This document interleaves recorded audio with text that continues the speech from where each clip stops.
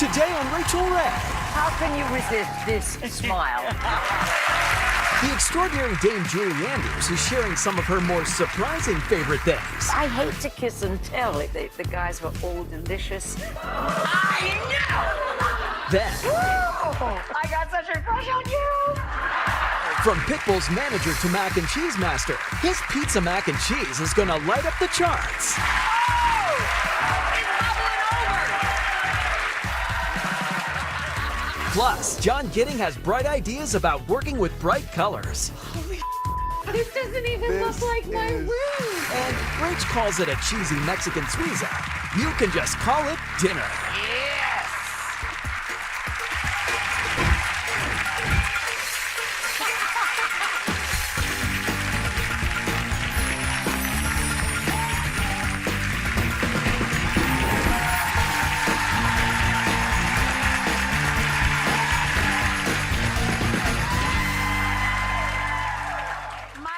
Is so filled. Welcome, everybody. I'm very excited for today's show because in every job that must be done, there is an element of fun.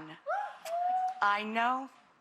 Our first guest makes my job extremely fun and very easy whenever she comes to visit.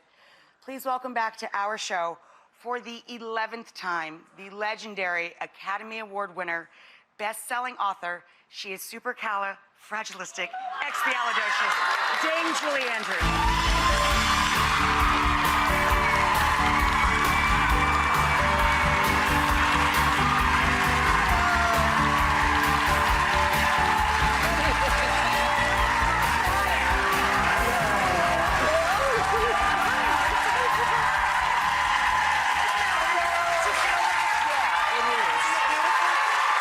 Almost as pretty as you. Thank you, darling.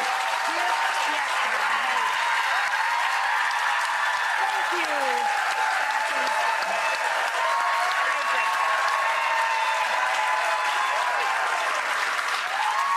That is such a wonderful, wonderful welcome. Thank you, everybody. There's literally, people are crying. Well, don't cry. I haven't said anything yet. It is. I remember the very first time she came to the show, I was trembling like this. I think I came down in an elevator or something, Yes, didn't I? Yeah. yes. And in our old show, we had an elevator, which you had to climb treacherous stairs that were probably illegal in 50 ways. I survived. She had to climb the stairs to go into the elevator to get dropped from the elevator down to the floor. I was so nervous. And then you get to know her, and she's just like your neighbor, your friend, your buddy.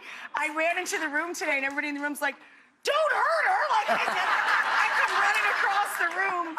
Julie! How can you resist this smile? So we're here today. 11th time. It's 11 times. It's hard.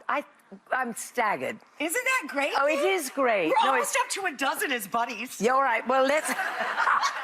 Well, next time we'll think of something even greater We'll than have this. to do something. We'll have to Some make mad- a brouhaha for the I don't know. for the Yeah. dozenth. All right. So we're here celebrating home work. Home was the first in the memoirs. I hear there's going to be, there has to be a third. Well, from 'Cause your this lips to someone's ears, Rachel, I hope But this so. one leaves off in 1986, so you can't just leave it No, there. the first one was called Home and was a memoir of my very early years, which is, you know, how I grew up and where I grew in England in the war and everything, and how I learned to sing and toured England and came to Broadway. This is Homework, a memoir of my Hollywood years, and it's about going to Hollywood and learning as fast as I could how to make movies, because I'd never done one before. And it's just, it embraces about 30 years of... Starts around 1962? Yeah, something like that. Yeah. Yeah. For Walt Disney. Yeah. So from 62 to the mid-'80s, so now we need one from the mid-'80s to now. Have you written it already? No. Well, you and Emma love to write, her daughter, Give me Emma. a break. This one's taken at least 2.5 years, I think, or Oh, look almost. at the family pictures. Oh, is that Emma when she was That's a my babe? Emma, the one who helped me write this wonderful. And you book. guys write fantastic children's book series too. Fabulous Yeah. children's book series. Yeah. Very successful children's book series. We've done about, actually, she and I have written about, this is our 32nd book. Isn't that great? Yeah. And that was her when she was just a little bit of a thing. And who would have guessed that that tiny, sweet baby would have been sitting opposite me as an equal and an adult and a peer and And a coworker. and a co-worker, far better writer than I ever could be, and I mean it. And she did so much of the hard work on this, making a timeline and making the research. That's right, right. finding things. But at times, this is a stupid story. We love stupid stories. Well, at times we, of course, because I had a day job as well and I was working elsewhere, so we'd get online. I'd be in California and she'd be here in New York, and there'd be a 3-hour time change. Now, for her to get on with her day, she'd phone me at about 9 o'clock her time, 6 o'clock in the morning. LA time. So I'd put on my robe and I'd look scruffy as all get out. But for some reason, and I mean this most sincerely, I'd spritz myself with a little perfume, which she couldn't possibly smell over the Skype. But isn't that stupid? But it just made me feel a little bit more sort of, now I'm all together, you know? I'm put together now. Yes. You have such a big, beautiful family. 5 children, 10 grandchildren. Yep. And do you have great grandbabies? 3. 3 great grandbabies. And they keep coming. Yeah.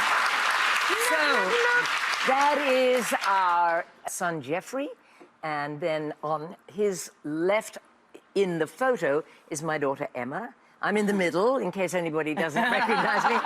My lovely Amelia is on my right, and then our oldest daughter Jennifer is on one side, and the little one hugging my leg is Jojo. Oh, gosh.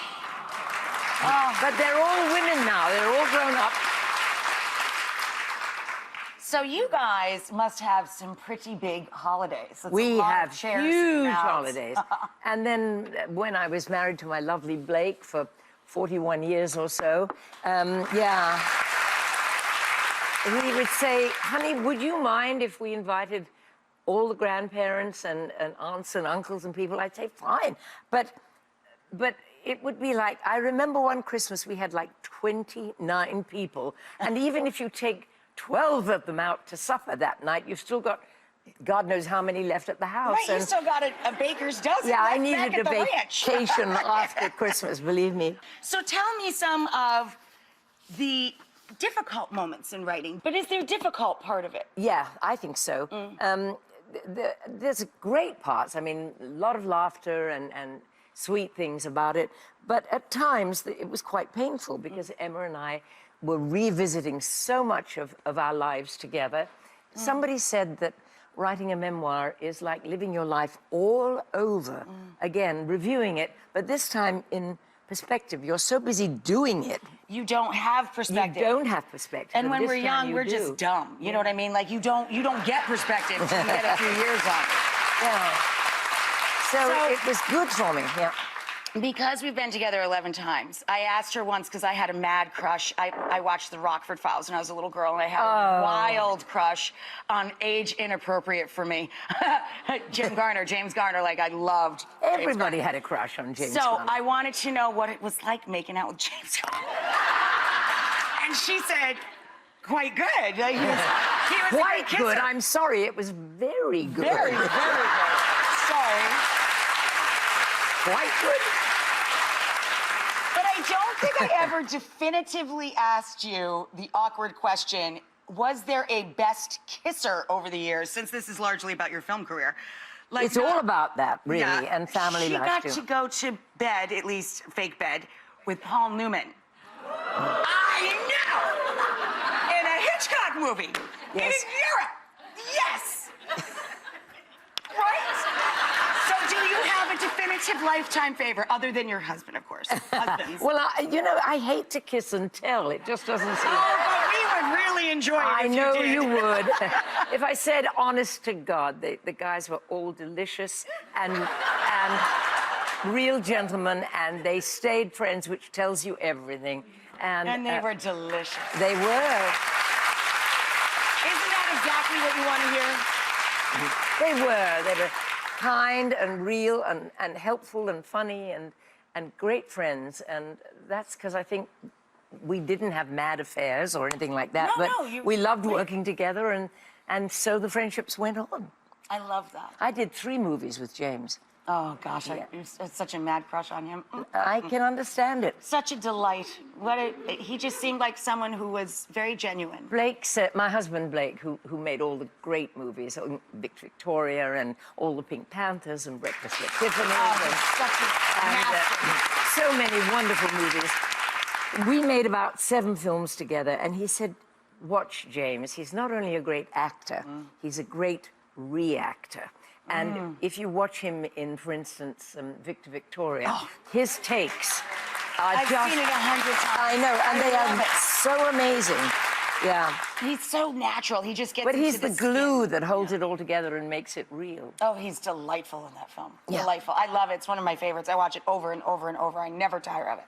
So we thought it'd be fun. Our crack team pulled up a couple of movie posters, and we thought it would be nice if you shared with people maybe something they don't know about some of these films. So, Mary Poppins, is there something that we don't know that you'd like to share? Well, there's probably a great deal. The flying harnesses were very painful. Was there bruising and chafing? And chafing, and the 2 steel plates on a kind of undergarment that really could hurt.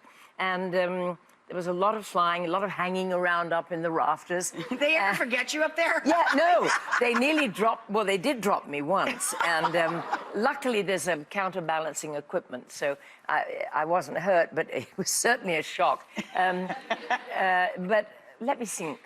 The thing about Poppins is it's the first movie I ever made. It had so many special effects because of live action and animation. Of course, yeah. And so many of the tricks were hard to do. And Disney, of course, in those days, nobody had all the help that they could get these days. Right, with the you know, CGI. Yeah, and all that, exactly. Yeah. These days, it's so much easier. But he made it absolutely flawless, and that you never saw a wire. You never knew how I was up in the clouds. And it holds up to this day. It does hold up. Really. And it was such a pleasure to find out about how all those things were done and to help make them happen. It's exciting. Yeah, it was. Painful, but exciting. Painful, but exciting, yeah. What's the next one, guys? Oh, The Sound of Music. What's something we don't know about this? Okay. They're all just...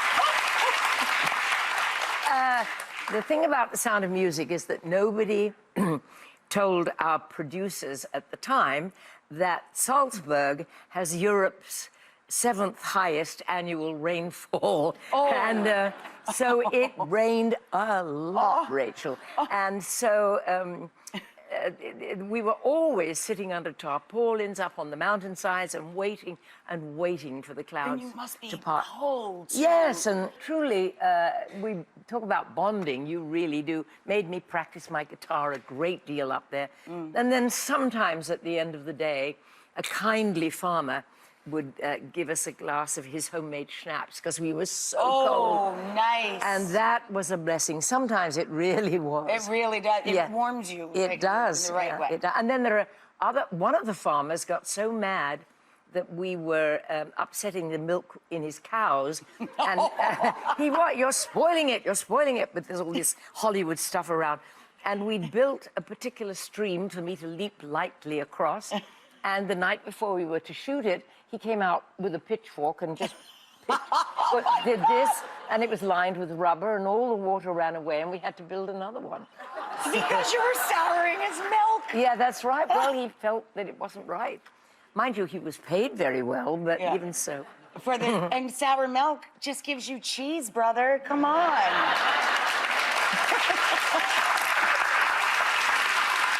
I love you so much. I'll count the minutes till you come back and see us for the Ask dozen. me again. I'd love to. But We have maybe to when the come up next, with if there's a something. next one. Well, you could just come for no reason. I'd love to. Just come to visit. Yeah. So we're going to do something big for the 12th, for our even dozen. Let's have a mad sleepover in the studio. Yes! Yeah. DJs! What am I saying? What am I saying? DJs! I'll Yeah. spritz you with perfume. We'll wake you up.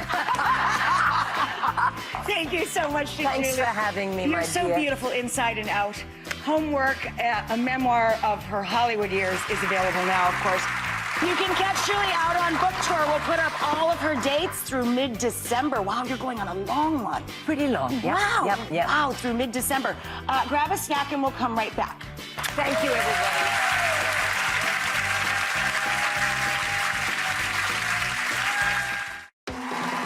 Next, Rachel. Okay, well, you're happy. Everyone's excited to see Neil Patrick Harris play Guess the Guest. Except maybe for Rach. You had a party last year with my spouse and didn't invite me. I'm going home. Then, the doctor is in. Dr. Ian Smith. When you use a nail polish remover, it can actually make the nail polish go in even further. Plus, why is this billionaire going undercover in our studio audience?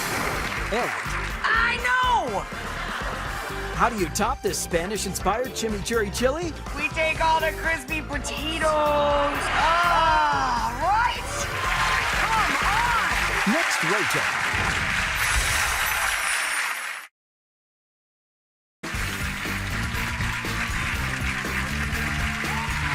I'm kind of glad we're all out of time for today because I feel like it's squeeze the time somewhere. Thanks to all of our guests. Thanks to you guys for sharing your day with us, and we'll see you when we see you. Bye-bye.